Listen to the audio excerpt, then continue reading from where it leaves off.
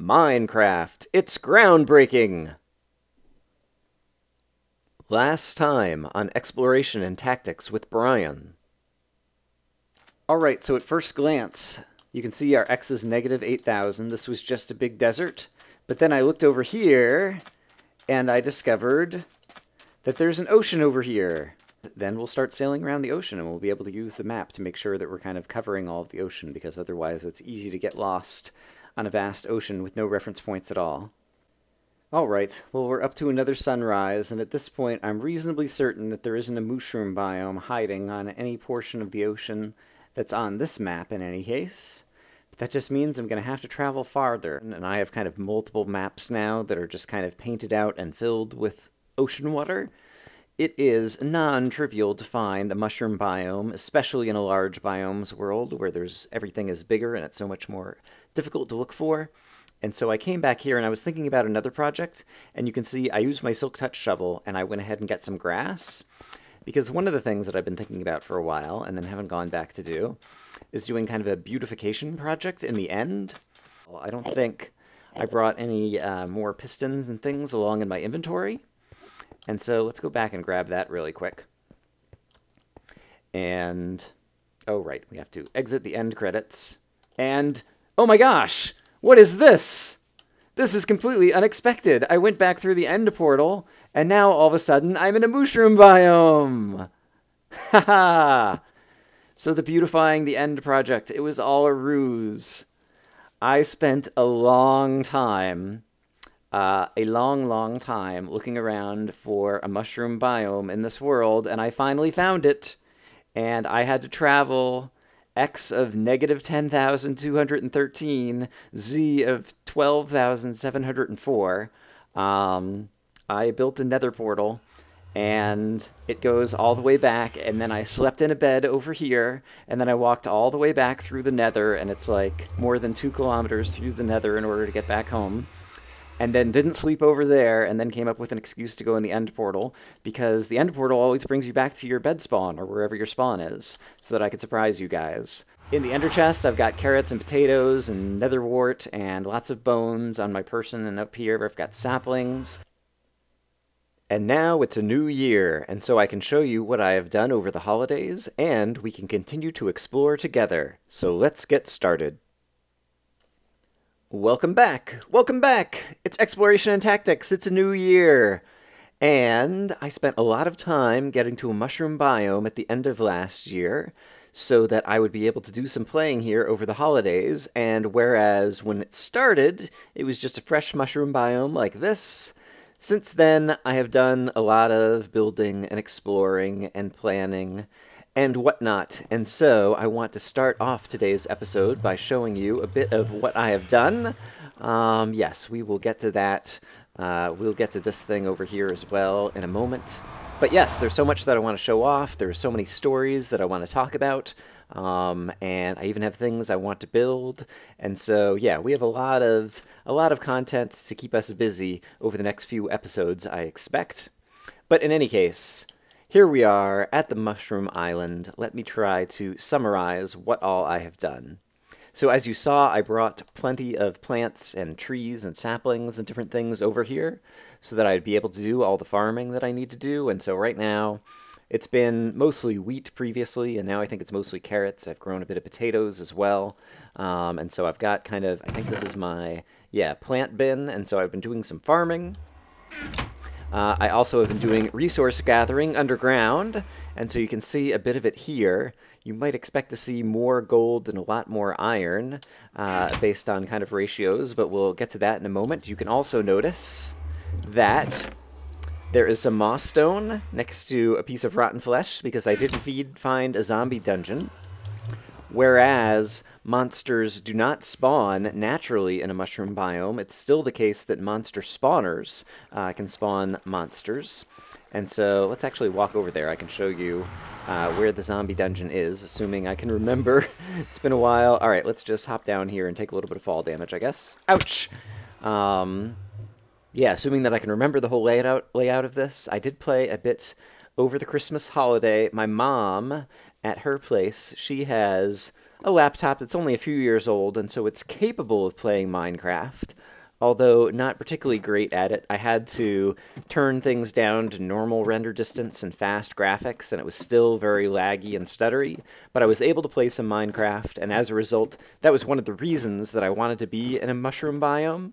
So yeah, here's the zombie spawner that I found, and you can see I dug up the floor, and sure enough, there's an abandoned mine shaft, and so found lots of cave spider spawners as well. In fact, the very first thing I did is I started digging down, and I heard spiders, and I was like, wait a minute, I'm in a mushroom biome. Why am I hearing any bad guys? And it turns out that I dug straight down into a mine shaft.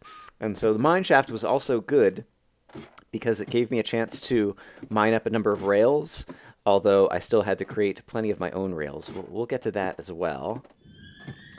But yes, playing at my mom's place on her old computer, a mushroom biome was the perfect place because it was very rare, other than finding the cave spider spawners in the mine shaft and that zombie spawner. It was very rare that I had to deal with any enemies, and when you have a very laggy game, not having to deal with enemies is good. One thing I didn't think of was bringing over an enchanting table. And hello, mushroom. Oh, they're so cute. And it occurred to me, in order to create an enchanting table and be able to enchant things, I was going to need bookshelves, which meant that I needed both a whole lot of sugarcane, and so I've got a reed farm over here that we could see over at the top.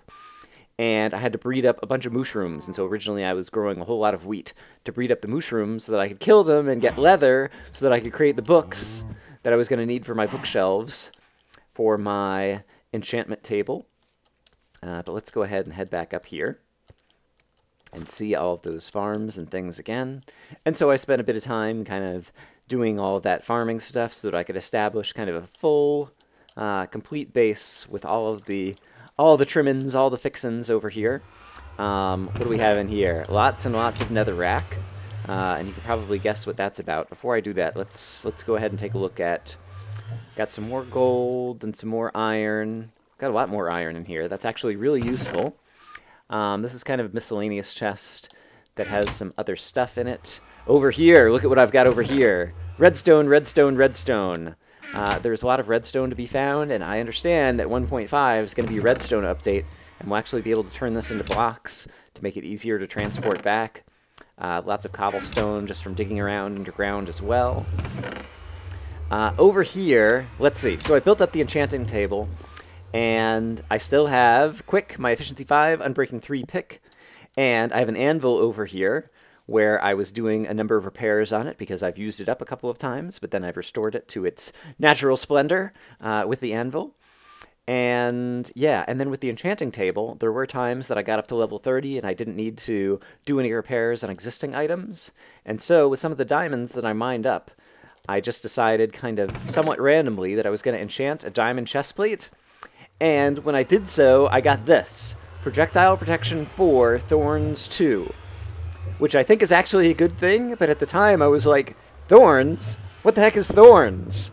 Yes, because I did not realize that when I installed Minecraft on my mom's computer over the holiday, that it was 1.4.6 or 1.4.7 or one of these new updates where they added features. And yeah, as a result, I was like, oh, that's exciting. And then I was like, oh crap, this means that this world is now a 1.4.6 or 1.4.7 world where there's new types of items like that chestplate that don't exist in 1.4.5, which is what I had on my home computer before I left. And so that meant I wasn't going to be able to open this world without either upgrading my Minecraft client or otherwise corrupting things. And I never like upgrading my Minecraft client while I'm playing a map, a CTM map, in this case Uncharted Territory 2. And so I decided I was going to finish out that map before I upgraded the client. But that meant I was going to finish out that map before I could play Exploration and Tactics again. So apologies for it taking so long. Here's some more stuff that I've silk touched over here. Alright, so in any case, that's kind of a quick summary of the holidays. I could show you some of the cave systems. Maybe we'll go down and take a look at that. But another thing that I built, before I realized the redstone update was coming up, was I wanted to finally build an automated farm. And so I finally built a completely automated farm. It's not all that exciting to look at, especially right now, but it is a pumpkin farm that is completely automated.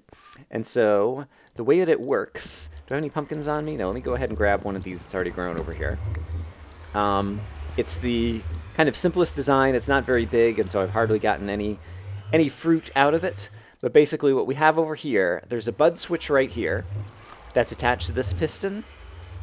And yeah, basically if a pumpkin grows right here, then this bud switch will notice it, and the pumpkin would normally, oops, oh no, that's not what I meant to do at all. The pumpkin would normally go in there, and then it would get pushed by this water stream. That's the only bud switch in the whole system. And the pumpkin will fall down here and hit a tripwire, which then causes all of the other pistons, oh, this one didn't pop out in the right spot, all the other pistons to push out any pumpkins that have grown in front of them, and all of those pumpkins would then go and fall through, and they'd go down the water stream over here, and the water stream goes 8 blocks right before it ends up in the nether portal. And so as a result, all of the pumpkin entities pop into the nether portal, and then the next time I go into the nether, all of the pumpkins that have grown will be waiting for me there. And it automatically resets, so yeah, I've got a couple of pumpkins here, and a minecart track. We'll take a look at that in a little bit. Let's get away from the nether portal sounds for a moment. So yeah, and then the pumpkins grow, and the bud switch has reset, and so the pumpkins can start growing again. And so yeah, that's all happy and exciting. It's the first completely automated farm that I've built. It pumps all of the items into the nether, so anytime I'm walking around here, it can continue to work. And then the next time I go to the nether, all the items will be there, and the entities won't expire, because I haven't been spending any time in the nether, and so nothing has been kind of world simulated over there. Alright, I've managed to spend pretty much an entire Minecraft day just kind of talking about some of the stuff right around here.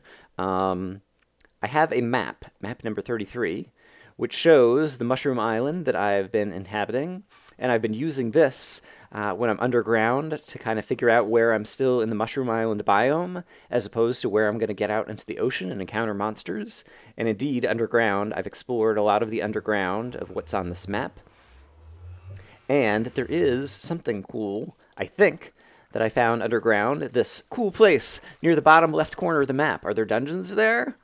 And so basically on this map right here, I think, yeah, kind of down here at the bottom left, there was an area that I heard a lot of monsters of different types, and I thought I was still in the mushroom biome when I heard them. Let's go ahead and go to sleep.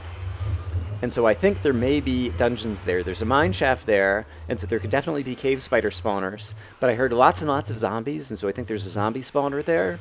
And I also heard skeleton, and so I'm not sure if that was just coming out of the ocean biome and he was a natural spawn, or there might be a skeleton spawner as well. If there happened to be like 3 spawners together, that would be like the most awesome thing ever, because I've never found...